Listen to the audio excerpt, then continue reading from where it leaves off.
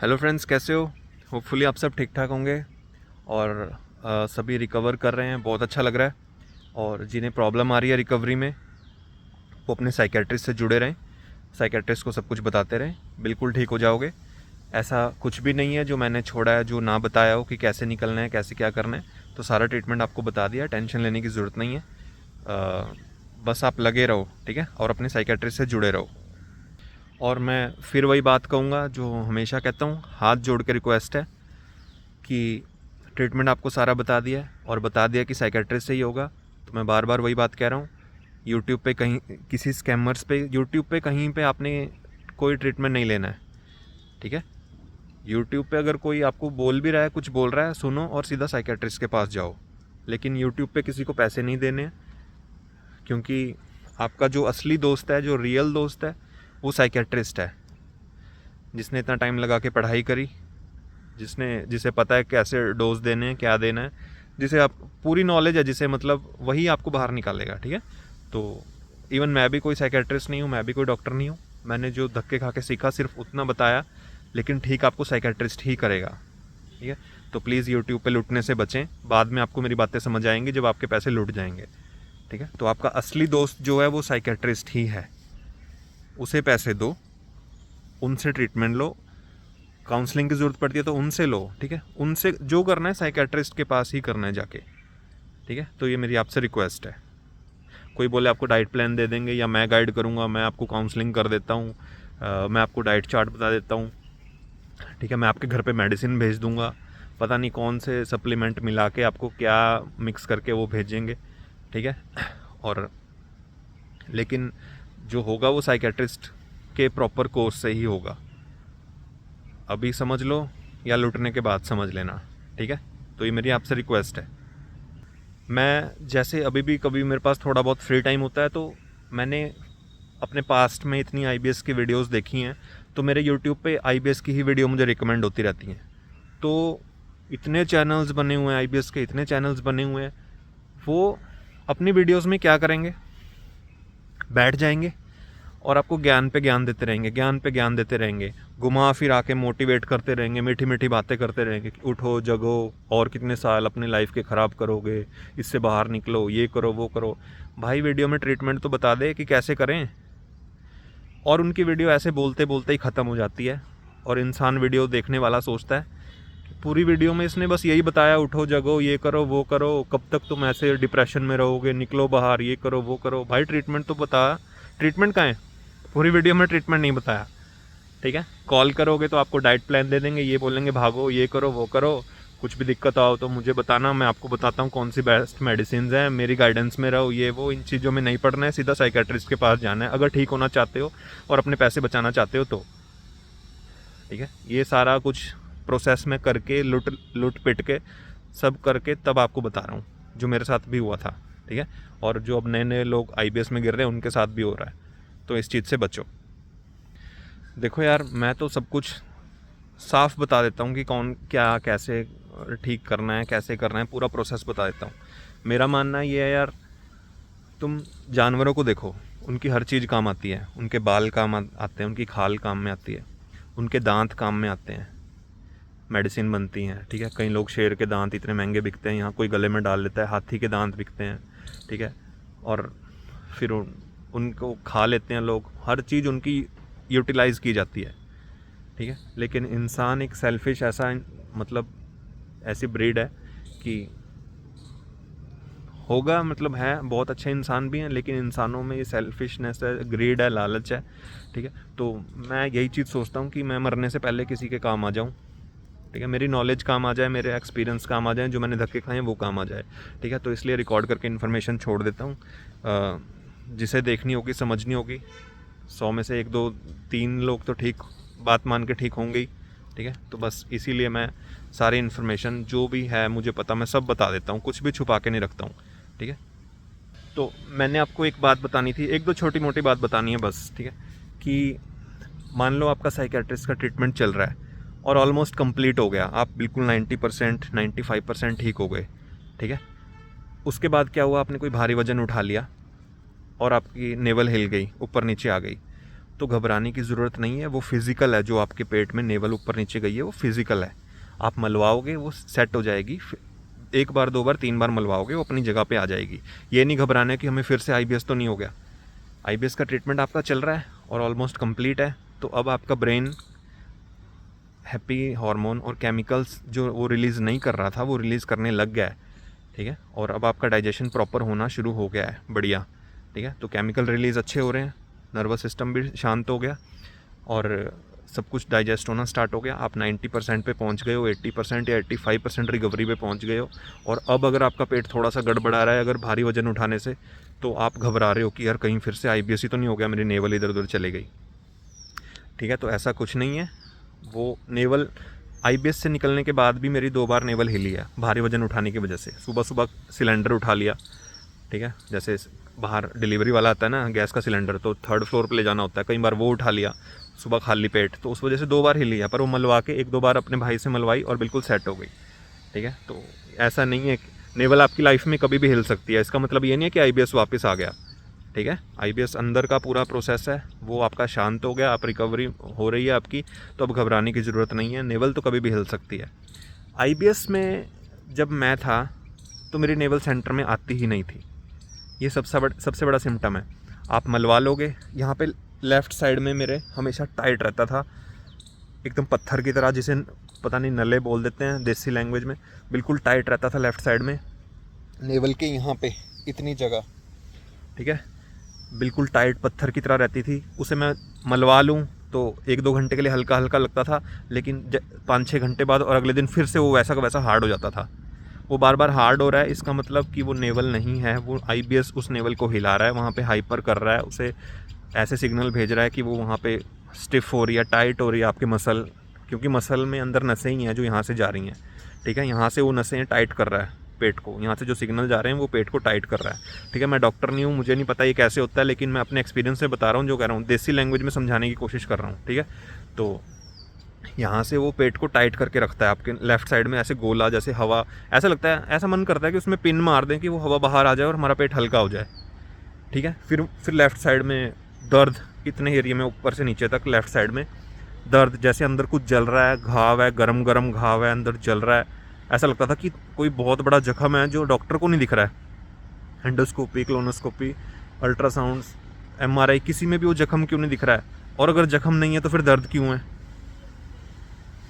मैं ये सोचता था कि गैस्ट्रो को जख्म नहीं दिख रहा है लेकिन दर्द जख्म वाला है, ऐसा कैसे हो सकता है, कोई जादू टोना तो नहीं हो गया, कुछ तो नहीं हो गया। लेकिन वो अंदर नसें हाइपर हो रखी हैं, क्योंकि पेट को यहाँ से कंट्रोल करता है हमारा ब्रेन, जो भी है केमिकल्स रिलीज होते हैं, ठीक है। तो माइंड हमारा पेट को कंट्रोल करता है, अब वो गलत सिग्नल भेज रहा है, वो दर्द के सिग्नल भेज रहा है, उसे टाइट कर रहा है, तो इस वजह से वो सब होता है। तो अगर IBS की रिकवरी में आपकी बाद में ये नेवल हिल रही है, धरन हिल रही है, तो घबराने की ज़रूरत नहीं है, ठीक है। आप अपने उस पर ट्रीटमेंट पे ध्यान दो साइकेट्रिस्ट वाले, और अपनी नेवल मलवा लो अगर ऐसा कुछ होता है। ये मत सोचो कि IBS वापस आ गया, ठीक है, इतनी जल्दी नहीं आता वो वापस।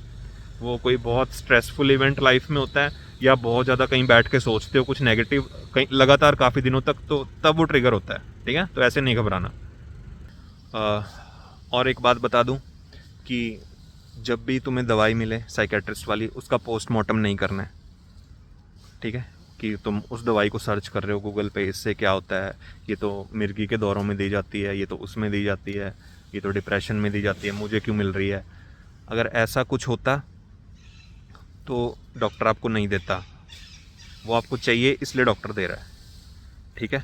उससे IBS ठीक ना होता तो डॉक्टर आपको नहीं देता, उससे ठीक होता है इसीलिए डॉक्टर आपको दे रहा है। वो दवाइयाँ बनी हैं ठीक करने के लिए, अगर उनसे ठीक ना होता इंसान को गलत इफेक्ट होते तो WHO उसे अप्रूव ही ना करता, ठीक है। तो साइकेट्रिस्ट मेडिसिन बनी है, कुछ सोच के बनी है, साइकेट्रिस्ट दे रहा है, कुछ सोच के दे रहा है। और अगर उनसे कुछ गलत होना होता ना तो हम सबको हो जाता, जो हम IBS से निकले हैं, तो हम आपको सजेस्ट ही ना करते, हम आपको मना करते कि नहीं कुछ नहीं, कि ये मत लो, इससे तो ये हो जाता है वो हो जाता है, हम सब भुगत के ना आपको मना कर देते कि आप मत लो, ठीक है। लेकिन हम सब ने खाई और हम सब ने छोड़ी और हम सब उससे ठीक हुए, तो पूरे कॉन्फिडेंस के साथ बता रहे हैं उनसे कुछ नहीं होता, उसी से ठीक हो गए। वही दवाइयाँ तुम्हारी असली दोस्त हैं जिनसे तुम डर रहे हो। ठीक है। तो उनसे नहीं डरना है। कई लोग तो क्या करते हैं, साइकेट्रिस्ट से कोर्स ले भी आए, मेडिसिन घर पे ले भी आए, तो डरते हैं खाने में कि अब इसे शुरू करें ना करें, आदत नहीं लग जाए, ये ना हो जाए वो जाए। भाई साइकेट्रिस्ट बैठा है, कुछ भी होगा वो करेगा, ठीक है। आदत लगती है नहीं लगती वो साइकेट्रिस्ट पे छोड़ो, वो खुद छुड़वाएगा। वो तुम्हें दे रहा है मेडिसिन तो छुड़वाएगा भी वही। तो घबरा क्यों रहे हो? तुम एक डॉक्टर के अंडर हो यार, तुम एक डॉक्टर के अंडर हो। तो तुम्हारा भगवान बैठा है, तुम्हारा साइकेट्रिस्ट बैठा है, वो देगा वो डोज। चाहे तुम्हें 500 mg डोज दे, वो उसकी मर्जी। वो चाहे तुम्हें 1 mg दे, जो वो दे रहा है वो करते चलो, ठीक है। वो तुम्हें डोज देगा, वो बढ़ाएगा, वो डोज कम करेगा और लास्ट में छुड़वा देगा। वो जब बैठा है तो तुम्हें क्यों डर लग रहा है, ठीक है। तो ऐसे घबराना नहीं है। अब आते हैं सबसे इम्पॉर्टेंट चीज़ पे जो मैंने इस वीडियो में समझानी थी। तुम्हारी मेडिसिन में एक मेडिसिन है क्लोनाज़ेपाम, जो तुम्हारी बहुत अच्छी दोस्त है, सबसे अच्छी दोस्त है क्लोनाज़ेपाम, जो मेडिसिन तुम्हें साइकेट्रिस्ट देगा, ठीक है। वो ब्रेन में जो अब नॉर्मल एक्टिविटी होती है, दिमाग बहुत ज़्यादा चलता है, रात को अच्छी नींद नहीं आती, ठीक है, उस सब को कंट्रोल करती है वो, और आपको बहुत प्यारी नींद आती है उसे खा के, ठीक है। तो सबसे ज़्यादा डर उसी का फैला हुआ है। मैं फिर से वही कह रहा हूँ, अगर ऐसा कुछ होता तो हम सब ने भुगत के आपको मना कर देते कि नहीं मत लो मत लो। हम सब खुद ही मना कर देते, अलर्ट कर देते कि नहीं वो मेडिसिन मत लेना यार, वो मत लेना, ठीक है। साइकेट्रिस्ट दे रहा है, हम बता रहे हैं, तो कुछ आपको सोच के ही बता रहे हैं, ठीक है। अगर ना छुट्टी होती, हमारी भी ना छुट्टी होती, तो हम साफ मना करते कि उसे मत लो, वो नहीं छूटेगी, ये होगा वो होगा जो भी होगा, ठीक है। ठीक है। तो IBS ट्रीटमेंट में क्लोनाज़ेपाम ज़रूर देते हैं साइकेट्रिस्ट, काफ़ी इंपॉर्टेंट भी होती है। हो सकता है कईयों को ना दें जिन्हें नींद की अभी दिक्कत नहीं है, ठीक। लेकिन सिर्फ नींद ही नहीं, जो बहुत ज़्यादा दिमाग चलता है, बहुत ज़्यादा अब नॉर्मल एक्टिविटी होती है माइंड में, उसे ठीक करने के लिए वो डॉक्टर लिखते हैं, ठीक है। उससे घबराना नहीं है। देखो, जो जितनी भी मेडिसिन मुझे मिली थी उसमें धीरे धीरे डोज कम करके सब छूट गई थी। लास्ट में बची थी सिर्फ क्लोनाज़ेपाम, ठीक है, जिसे छोड़ने में सबसे ज़्यादा टाइम लगा, सबसे ज़्यादा टाइम लगा जिसे छोड़ने में। मैं झूठ नहीं बोलूँगा, सच बताऊँगा, ठीक है। क्लोनाज़ेपाम पहले पूरी गोली मिल रही है, फिर 75%, फिर 50%, फिर लास्ट में 25%, मतलब एक गोली का चौथा हिस्सा। वो चौथा हिस्सा छोड़ने में सबसे ज़्यादा टाइम लगा, ठीक है। वो साइकेट्रिस्ट तुम्हारा अपने आप छुड़वा देगा, लेकिन मैं तुम्हें थोड़ा सा हिंट दे देता हूँ। वो जो सबसे छोटा हिस्सा है ना, मतलब एक गोली का चौथा हिस्सा, वो चलता रहा, सारी मेडिसिन छूट गई, वो चलता रहा, उसके बिना नींद आने में प्रॉब्लम, कि नींद नहीं आ रही है, उसके बिना नींद नहीं आ रही है। तो फिर लास्ट में कैसे छुड़वाई साइकेट्रिस्ट ने? जैसे वो हिस्सा है जो आज ले रहा हूँ, तो फिर उसने कहा कि अब आपको एक दिन छोड़ के लेना है। बाकी सब छूट गई, साइकेट्रिस्ट की मेडिसिन, कोलोस्पैक्स वगैरह सब छूट गई, लास्ट में सिर्फ क्लोनाज़ेपाम, उसके बिना नींद ही नहीं आती थी। तो वो क्या कहते हैं, तो मैं वही कह रहा हूँ, IBS वाला एक फाइटर होता है, आप सब एक फाइटर हो, फाइटर की तरह इसमें से निकलना है, ठीक है। तो डॉक्टर ने लास्ट में बोला कि उसे एक दिन छोड़ के लो, कि आज रात को सोते हुए ले ली, ठीक है। फिर हाँ, ऐसा होता था कि कई बार कि एक दिन छोड़ के ले रहा हूँ तो कल मेरी नींद में प्रॉब्लम आ रही है, नहीं आ रही ढंग से, पर फिर अगले दिन ले रहा हूँ, ठीक है। कि जैसे आज ली, फिर कल नहीं ली, कल नींद में थोड़ी सी प्रॉब्लम आई, फिर परसों ली, फिर ऐसे चली 15 दिन। फिर डॉक्टर ने बोला अब आप 2 दिन छोड़ के लो, आज ली, फिर 2 दिन नहीं ली, फिर ली। फिर क्या हुआ था, फिर डॉक्टर ने बोला हफ्ते में एक बार लो,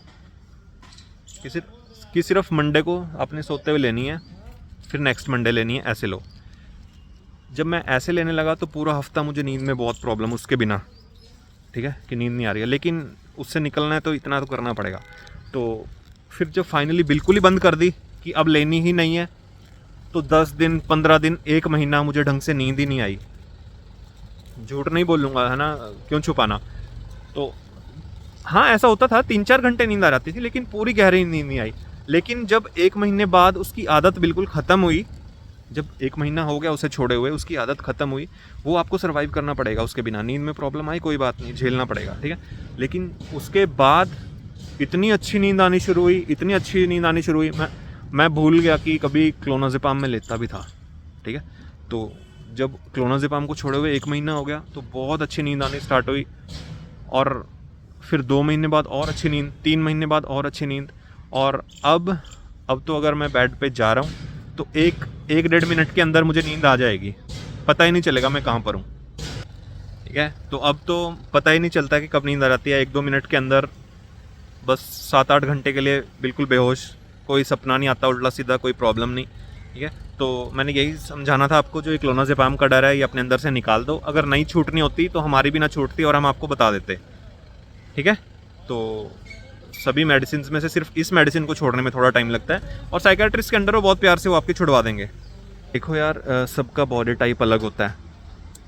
ठीक है, मुझे जिसने बताया, आगे मैंने जितनों को ये ट्रीटमेंट बताया, ठीक है, जो साइकेट्रिस्ट से ट्रीटमेंट लिया, उसमें 80 to 90% लोगों की ईजिली छूट गई, उन्हें कोई प्रॉब्लम ही नहीं आई। उन्होंने डोज को मतलब छोड़ दिया और उन्हें कोई प्रॉब्लम ही नहीं आई, नींद में वैसी की वैसी नींद आ गई। ठीक है, बढ़िया नींद उन्हें आने लग गई।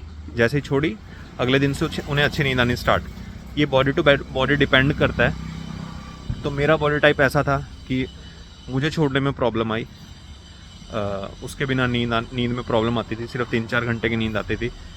लेकिन जब लास्ट में फाइनली वो बिल्कुल बंद कर दी, 1 महीना थोड़ा अजीब सा लगा, कच्ची नींद आती थी, कभी 3-4 घंटे की नींद आई, कभी कुछ, लेकिन दोबारा नहीं ली। साइकेट्रिस्ट ने बोला था अब नहीं लेनी है आपने, धीरे धीरे सब सेटल हो जाएगा। 15-20 दिन, मेरे ख्याल से 20-25 दिन थोड़ा सा अजीब लगा होगा, थोड़ा नींद में प्रॉब्लम आई होगी, लेकिन 1 महीने बाद बहुत अच्छी नींद आनी स्टार्ट हुई।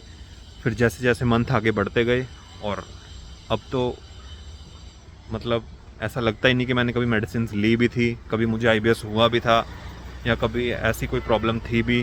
ठीक है, तो ये सब झेल के मैं यही सब समझ पाया हूँ कि सारा अंदर से केमिकल्स का, हार्मोन्स का, जो छोटी छोटी नसें स्किन के अंदर से पेट तक जा रही हैं, ठीक है, यहाँ से नसों के सिग्नल की वजह से पेट को टाइट कर देती हैं, जो गैस्ट्रो को नहीं दिखता, लेकिन पेट के अंदर जो नसें हैं वो टाइट हो जाती हैं, वो हाइपर हो जाती हैं। हमें लगता है कुछ फिजिकल है, लेकिन फिजिकल वो कुछ भी नहीं होता। ठीक है, इफेक्ट वो फिजिकल ही कर रही हैं, दर्द वो फिजिकल ही कर रही हैं। ठीक है, दर्द वैसा ही हो रहा है जैसे किसी जख्म का होता है, दर्द वैसा ही हो रहा है कि जैसे कुछ टाइट होता है, अकड़ा हुआ होता है, सूजा हुआ होता है। हाँ, सूजन, स्वेलिंग का दर्द होता है, अंदर जख्म का दर्द होता है, फील वैसे ही होता है। लेकिन दर्द तो हमारा दिमाग सेंस करता है ना। हमारे चाहे पैर में भी चोट लगेगी, दर्द कौन बताएगा कि वहाँ दर्द हो रहा है। ठीक है, मान लो हमारे पैर में चोट लगी है, हमारे शरीर को कैसे पता लगता है कि वहाँ दर्द है? वो सिग्नल यहाँ पहुँचते हैं तो हमारा दिमाग डिटेक्ट करता है कि वहाँ पेन हो रहा है। ठीक है, इसी तरह IBS में वो गड़बड़ा जाता है, बिना रीज़न के वो कहता है कि आपके पेट में दर्द है। ठीक है, वो दर्द के सिग्नल दे रहा है, जबकि वहाँ ना कोई जख्म है, ना कोई सूजन है, लेकिन दिमाग में अब वो चीज़ हो गई कि आपके पेट में कहीं पे वो है, दर्द है। क्योंकि दिमाग और पेट आपस में, मतलब दिमाग ही पेट को कंट्रोल करता है। ठीक है, तो वहाँ ना कोई जख्म है, ना कोई सूजन है, लेकिन फिर भी दिमाग आपका ऐसा मतलब गड़बड़ा गया उसके सिग्नल कि वो उसे लग रहा है वहाँ दर्द है।